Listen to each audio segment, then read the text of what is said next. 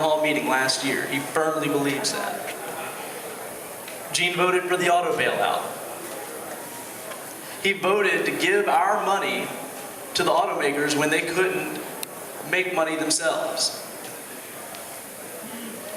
He co-sponsored a bill that would have added the public option to Obamacare. 4 days before he ended up voting against the health care bill,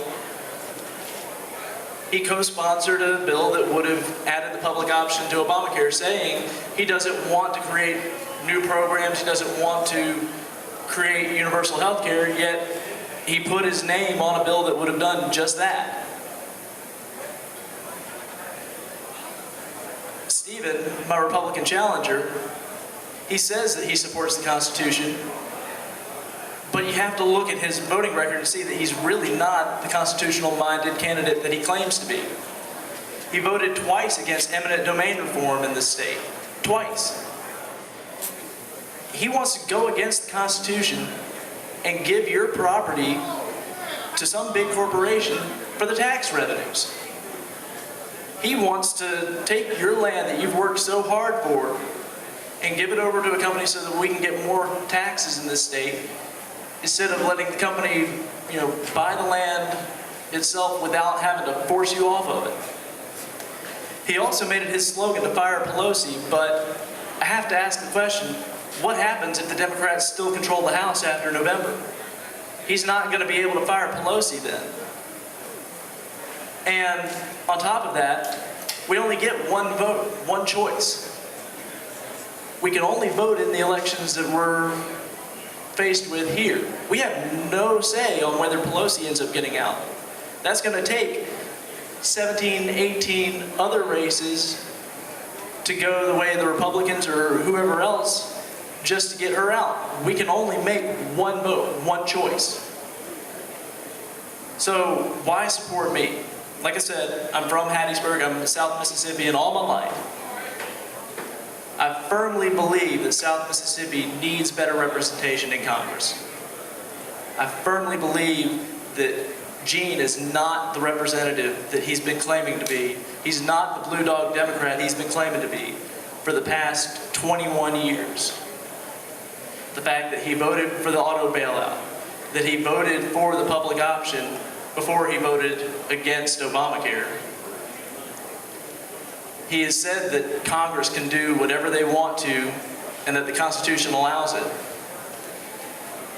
I don't believe that. I think the Constitution says very clearly in the enumerated powers what Congress has the power to do. And Congress should go no farther than that. Another reason why you should support me. I kiss my wife and tell her I love her every single day before I leave to work. And I don't do that because it's some kitschy little thing. I do it because I'm an honest, loving husband. We've got a baby on the way. My wife couldn't be here today because of the fact that she's pregnant. She could call me any moment, actually, because she's 8 months pregnant. And I'm so looking forward to being the dad. And I think that in order to be able to really understand how to govern well and to legislate well, you have to be able to be a family person. You have to be able to have a family that you can care for and take care of so that you understand what it takes to take care of other people. I work 40 plus hours a week. I do customer support for a telephone company down in South Mississippi. We actually cover all of Mississippi. But I do tech support for them. And I work hard to make sure that people like yourself can stay connected on the telephone, on the internet. I know what it takes to keep people connected, keep people talking. I'm not a career politician, and I don't want to be. I think career politicians is a lot of the reason why we've gotten into this mess that we're in. Can you all agree with that? One of the things that the gentleman before me said that I completely agree with is that we need term limits. I believe that we should have a maximum of 6 years for the House, 12 years for the Senate. And the reason for the difference in that is because there are different jobs that the Senate and the the House of Representatives are responsible for.